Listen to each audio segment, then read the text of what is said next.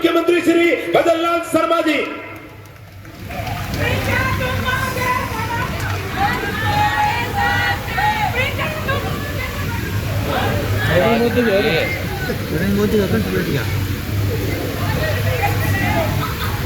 बोलिए भारत माता की। अरे भाई, सूरतगढ़ की अगर ऐसी आवाज निकलेगी तो काम कैसे चलेगा? बोलिए भारत माता की। भारत माता की। भारत माता की। आज के सूरतगढ़ की जनसभा में हमारे बीच में आपके अपने लोक लाडले सांसद सम्मानीय निहाल चंद जी मेघवाल साहब, आपके अपनी बेटी जिनको अभी अभी आपने सुना, हमारी लोकसभा की प्रत्याशी श्रीमती प्रियंका बैलान जी, हमारे कैबिनेट में हमारे साथी सम्मानीय सुमित गोदारा जी, हमारे पूर्व विधायक और यहाँ के प्रभारी भाई बिहारी जी बिश्नोई साहब, पार्टी के प्रदेश मंत्री भाई विजेंद्र पूनिया जी, पार्टी के जिला अध्यक्ष भाई शरणपाल सिंह जी, संभाग के सह प्रभारी जोगिंद्र सिंह जी राजपुरोहित साहब, लोकसभा के सह प्रभारी भाई अखिलेश प्रताप सिंह जी, विधायक जगदीप बियानी जी, विधायक गुरबीर सिंह जी बराड़ साहब, हनुमानगढ़, सूरतगढ़ के उन किसानों को भी नमन करता हूं जिन्होंने के पूरे राजस्थान में अपने हुनर से, अपने काम से, क्योंकि इस क्षेत्र को अनाज का कटोरा कहते हैं, अनाज का कटोरा, राजस्थान का अनाज का कटोरा कहते हैं। ये मेहनत का किसान धरती माता का सीना चीर करके यह फसल उगाने का काम करता है और किसान का बेटा सीमा पर रह करके देश की सीमा की रक्षा करता है। ऐसे जवान और किसान की धरती को मैं नमन करता हूं, आपका अभिवादन करता हूं। यहाँ खेजड़ी वाले हनुमान जी विराजे हैं, उन बालाजी को भी मैं नमन करता हूं। यहाँ के बुढ़ा जोड़ साहब गुरुद्वारा जी को भी मैं, गुरुद्वारा साहब को भी मैं नमन करता हूं। और कृषि फार्मों के लिए जाना जाता है। यहाँ अनाज की पैदावार तो होती है, लेकिन किन्नू के लिए भी यह क्षेत्र प्रसिद्ध होता है। प्रदेश को ही नहीं, पूरे देश को किन्नू खिलाने का काम हमारे गंगानगर और हनुमानगढ़ की धरती करती है। इस तरह का अतीत बहुत गौरवशाली है। यहाँ वैदिक काल में ही सरस्वती और सरस्वती जैसी पवित्र नदियां बहा करती थी, जिनके किनारे पुरानी सभ्यता के चिन्ह भी यहाँ मिलते हैं। ऐसी हमारी सूरतगढ़ और हनुमानगढ़ गंगानगर की धरती है। मित्रों, मैं कहना चाहता हूँ कि क्षेत्र के लोगों के लगन और परिश्रम के साथ जो हमारा किसान काम करता है, उसके परिणाम भी मिलते हैं, उसके परिणाम भी आपको मिलते हैं। मैं आपसे निवेदन करना चाहता हूं मित्रों कि आपने देखा 2014 से पहले की स्थिति आपने देश की देखी हो कि 2014 से पहले कैसी स्थिति, देश भ्रष्टाचार के साए में डूबा हुआ था। आए दिन करोड़ों रुपए के भ्रष्टाचार ये भ्रष्टाचारों की कौचानियों का देश बन गया है। लाखों करोड़ों रुपए के भ्रष्टाचार होते थे, जमीन में भी भ्रष्टाचार होता था, आकाश में भी भ्रष्टाचार होता था, पाताल के अंदर भी भ्रष्टाचार होता था। भ्रष्टाचार के अलावा आतंक के साए में डरते हुए लोग जीते थे। कोई ना कोई आते थे, इस देश के अंदर अशांति फैला करके चले जाते थे। कहीं किसी बस स्टैंड पर बम फोड़ देते थे, तो कहीं रेलवे स्टेशन पर बम फूट जाता था, तो कहीं भीड़ वाले इलाके में बम फूट जाता था। इतनी बड़ी अशांति इस देश के अंदर रहती थी। देश तुष्टीकरण के आधार पर चलता, जातियों में बांटा जाता था, विकास की कहानी नहीं लिखी जाती थी, सिर्फ गरीबी का नारा दिया जाता था, किसान को बढ़ाने का नारा दिया जाता था। लेकिन जिसने 70 साल में सबसे ज्यादा राज किया उस कांग्रेस ने कभी गरीब और किसान से नाता नहीं रखा, कभी गरीब और किसान से उसने नाता नहीं रखा। सिर्फ उन्होंने नारे दिए थे, लेकिन गरीब को कोई सुविधा देने का काम नहीं किया।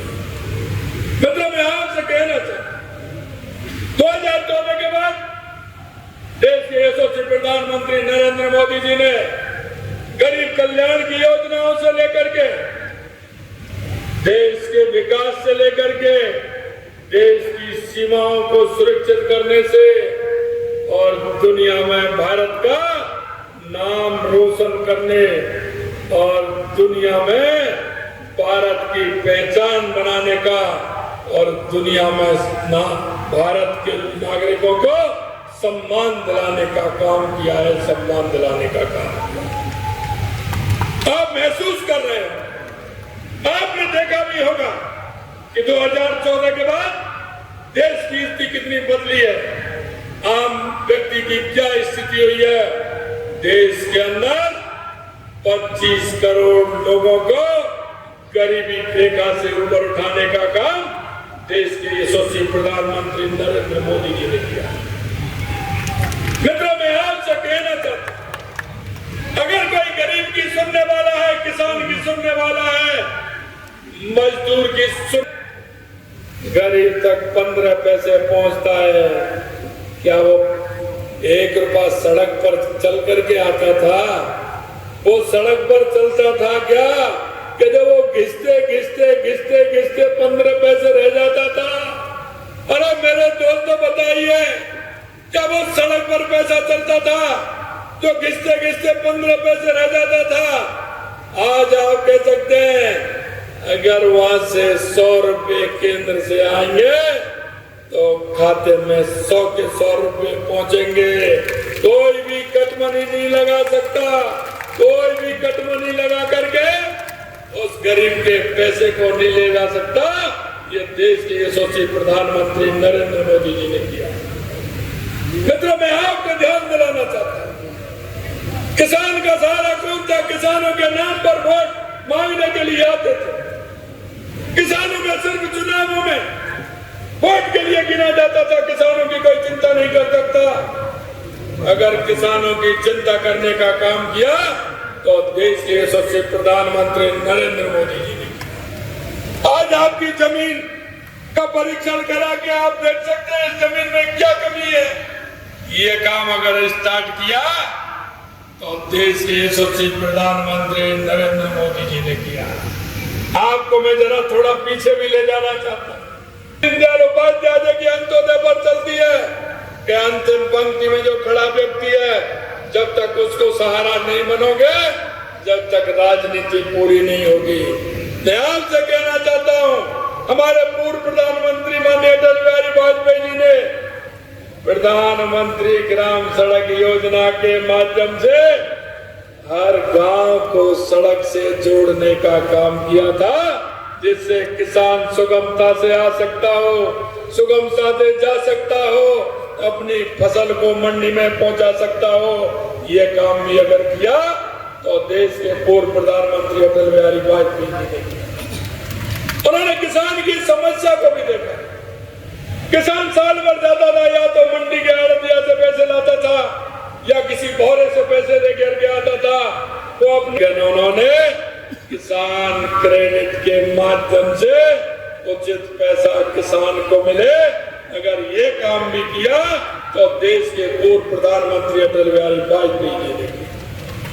मैं आपको ध्यान दिलाना चाहता हूं मित्रों, देश के यशस्वी प्रधानमंत्री नरेंद्र मोदी जी ने देखा कि अगर किसान बढ़ेगा तो मेरे देश का गरीब और किसान बढ़ेगा तो मेरा देश आगे बढ़ेगा। चौधरी चरण सिंह जी कहते थे, किस देश की खुशहाली गांव और खलिहान से निकलती है। अगर मेरा किसान उन्नत होगा तो मेरा देश समृद्धशाली होगा। कोई मान्य पूछने की जरूरत नहीं है। सेना को ऑर्डर दिया कि उधर से अगर गोली आती है तो इधर से सीधा गोला जाना चाहिए। मैं आपसे कहना चाहता हूं मित्रों, हमारी सेना के हाथ बांध रखे थे, पांव बांध रखे थे। हमारी सेना कोई निर्णय नहीं ले सकती थी। देश के यशस्वी प्रधानमंत्री नरेंद्र मोदी जी ने हमारी सेना को खुली छूट दी कि किसी भी तरह से कोई दुश्मन थोड़ा आंख उठा करके भी देखता है, उंगली करके भी देखता है, तो उंगली नहीं हाथ काट करके लाना है। ये देश के यशस्वी प्रधानमंत्री नरेंद्र मोदी का। मैं आपसे इसलिए कहना चाहता हूं, अगर आप विकास की बात करते हैं तो कभी आपने भारतमाला देखी है क्या? आपके क्षेत्र से लेकर के पंजाब से लेकर के बीकानेर से लेकर के जैसलमेर और बाड़मेर से लेकर के कच्छ तक भारतमाला का देखा है ना रोड? कैसा है? अरे जरा बताओ तो सही। जब आपकी गाड़ी चलती है तो कैसा लगता है आपको? आनंद आता है कि नहीं आता है? अरे हाथ खड़े करो अगर आनंद आता है तो। कभी आपने ऐसा रोड देखा है क्या? अरे जब रोड पर चलते हैं तो ऐसा लगता है कि हम कहाँ आ गए, लगता है कि नहीं लगता है? मैं आपसे यही कहना चाहता हूं मित्रों, 2014 के बाद जो देश ने विकास की रफ्तार पकड़ी है वो अपने आप में आप महसूस कर रहे होंगे, अपने आप में महसूस कर रहे होंगे। मैं आपसे यही कहना चाहता हूं मेरे भाई और बहनों, हमारी सरकार को आज 4 महीने हुए। आज हमारी सरकार को 4 महीने हुए होने जा रहे हैं, लेकिन मैं आपसे कहना चाहता हूं, हमने जो आपके बीच में हमारा घोषणा पत्र था, हमारा संकल्प पत्र को लेकर के आए थे, वो संकल्प पत्र हमने 90 दिन के अंदर 40 से 45% पूरा करने का काम किया है। पूरा करने का काम मित्रों मैं कहना चाहता हूं, हमने आपसे वादा किया था, हमने आपसे कहा था कि हमारे किसानों के जो बेटे हैं विश्वास दिलाता है कि पिताजी मुझे पढ़ाइए, मैं आपका सहारा बनना चाहता हूं, आपका सहारा बनना चाहता हूं। वो पिता कहीं से पैसा लेकर के आता है, कोचिंग कराता है, ट्यूशन कराता है, हॉस्टल में रखता है, किसी कमरे में रखता है, रात का दिलाता है कि पिताजी मैं नंबर लेके आऊंगा, और पेपर आउट हो जाता है तो उस पुत्र के सपने भी चकनाचूर हो जाते हैं। और वो पिता भी घर के अंदर कमरे में जा करके रोता है कि मेरे बेटे को पढ़ाई के लिए मैं पैसे लेकर के आया था, उसकी ब्याज भी चल रही है, मैं कैसे चुकाऊंगा, मेरे बेटे का नंबर भी नहीं आया। क्योंकि इनको पता नहीं है उस पिता और पुत्र के बीच में भी कितनी बड़ी खाई पैदा हो जाती है। और वो पुत्र सोचता है कि मेरे पिताजी के ऊपर कर्ज हुआ है, मैं क्या करूं। ऐसे उन नौजवानों ने आत्महत्या करने को जिस सरकार ने मजबूर किया था, मैं आपसे कहना चाहता हूं मित्रों, हमने कहा था SIT गठित करेंगे, और ऐसे जिन्होंने 85 ऐसे लोगों को गिरफ्तार करने का काम किया है, 85 लोगों को गिरफ्तार करने का काम किया है। अरे ये तो वो हैं जिन्होंने नकल ली थी, पेपर खरीदा था, अभी वो शोरूम वाले जो पेपर बेचते थे, अभी तो और आने हैं। मैं आपको विश्वास दिलाता हूं मित्रों, आज जो हमारी सरकार ने वायदा किया है, कितना भी बड़ा व्यक्ति हो, हम छोड़ने वाले नहीं है। किसी कीमत पर हम छोड़ने वाले नहीं है।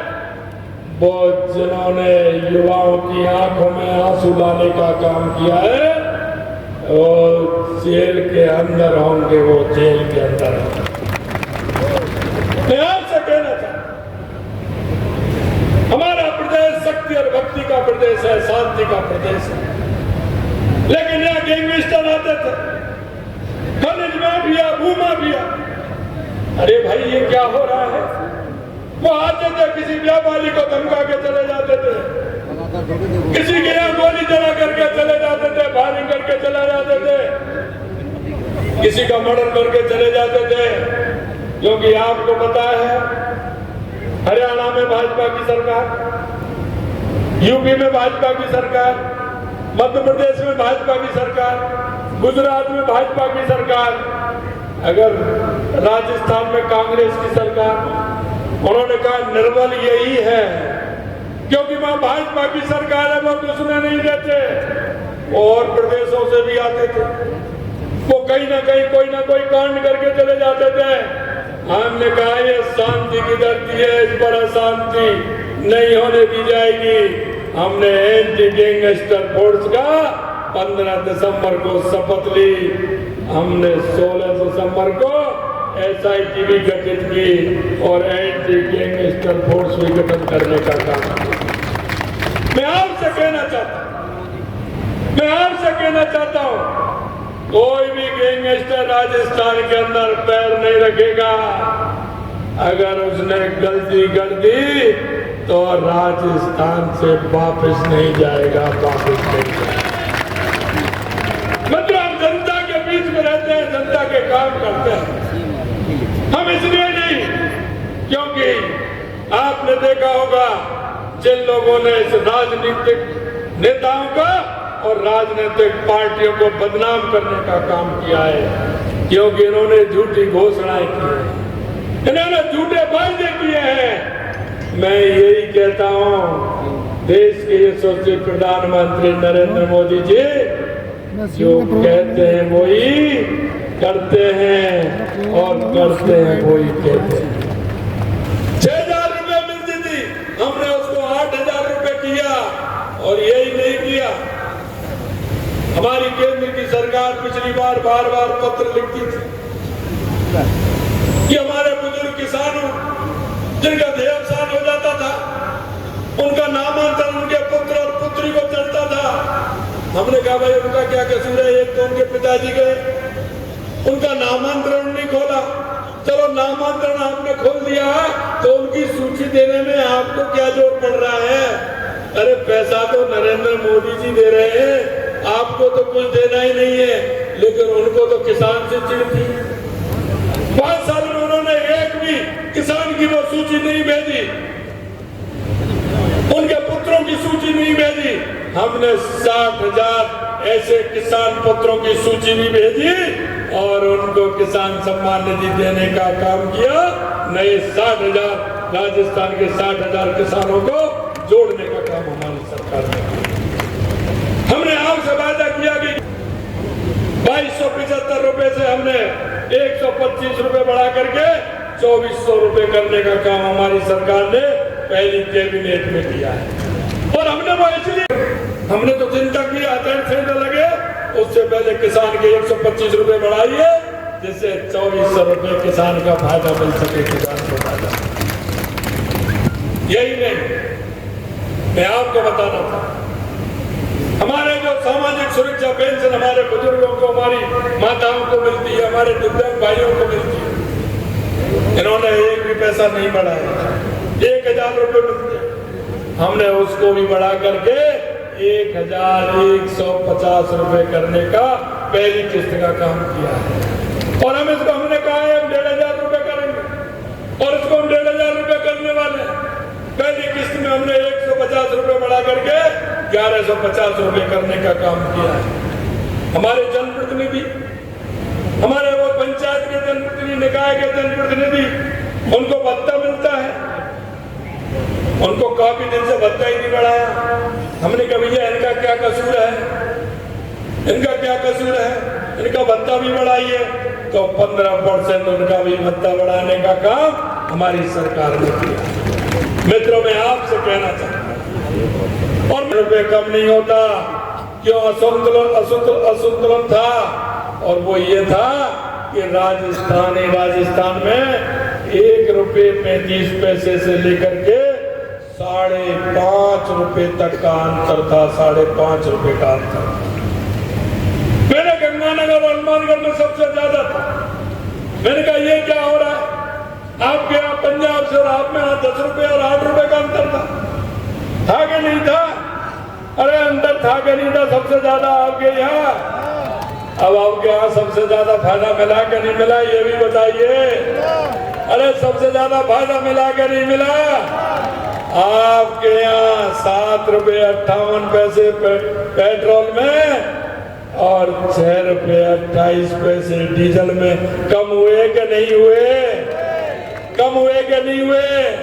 और जगह तो 3.5 रुपए हुए कई जगह तो, लेकिन आपको दूने हुए कि नहीं हुए? मैं मित्रों आपसे यही कहना चाहता हूं, हमारी सरकार ने जो वायदा किया है, आपके बीच में जो संकल्प पत्र लेकर के गए, हम एक संकल्प पत्र को पूरा करेंगे, एक संकल्प पत्र को पूरा करेंगे। कि 15 किलोमीटर नहर कच्ची है कि नहीं है?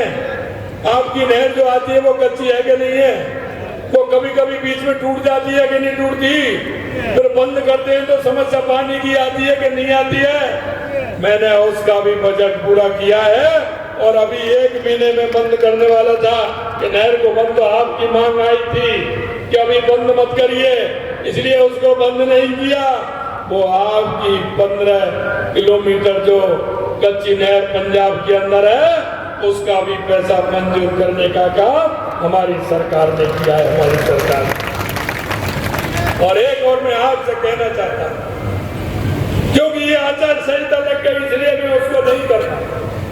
मैंने पत्र तो दे दिया, क्योंकि आपके यहाँ पोंग जो डैम है हिमाचल, वहां से आता है कि नहीं आता है पानी वहीं से आता है ना। मैं आपके यही कहना चाहता हूं, क्योंकि उसको जब पंजाब के अंदर बाढ़ आई थी तो उसको 10 फुट कम कर दिया था।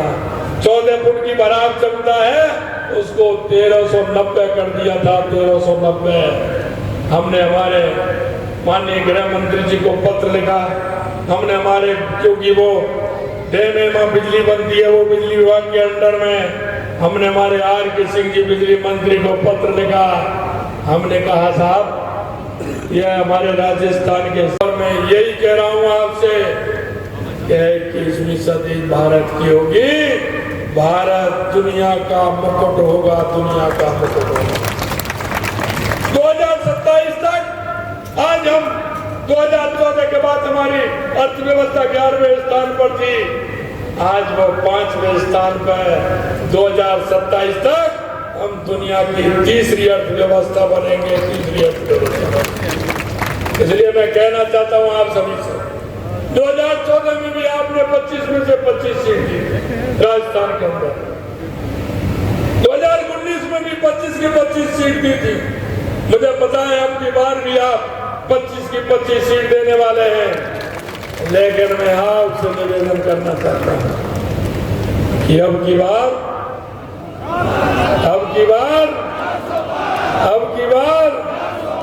फिर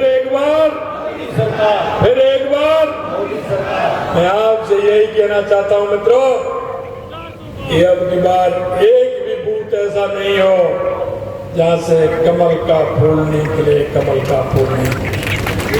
हर बूथ से कमल का फूल खिले, एक एक बूथ से कमल का फूल खिले, और हर लोकसभा को हम कम से कम 5 लाख वोटों से जीते, 5 लाख वोटों से जीते। कितना बड़ा परिवर्तन होने वाला है। करतार पूरा डोरी को इसने निर्माण कराया है। हमारी सांस्कृतिक विरासत को किसने आगे बढ़ाने का काम किया है? हमारे उन जो आजादी के पहले के जो वो चिन्ह थे, गुलामी के चिन्ह, उनको मिटाने का काम किसने किया है? मैं आपसे यही कहना चाहता हूँ मित्रों, 21वीं सदी आपकी होगी, मोदी सरकार आनी चाहिए। मोदी सरकार फिर एक बार मैं आपसे इसी के लिए कहना चाहता हूँ, आप सभी तैयार हैं? आप सभी तैयार हैं? थोड़ा हाथ खड़ा करिए। अरे ये मत दिखाइए, मुट्ठी बांधिए और जोर से बोलिए, भारत माता की, भारत माता की, भारत माता की। जय जय श्री राम, जय जय श्री राम, जय जय श्री राम, जय जय श्री राम। बहुत बहुत धन्यवाद। माननीय मुख्यमंत्री जी का बहुत बहुत आभार। सूरतगढ़ के पार्षद प्रतिनिधि मंडल माननीय मुख्यमंत्री जी का माला से स्वागत करना चाहता है और किसान मोर्चा के कार्यकर्ता और राम प्रताप जी का सुनिया हल भेंट करके माननीय मुख्यमंत्री जी का स्वागत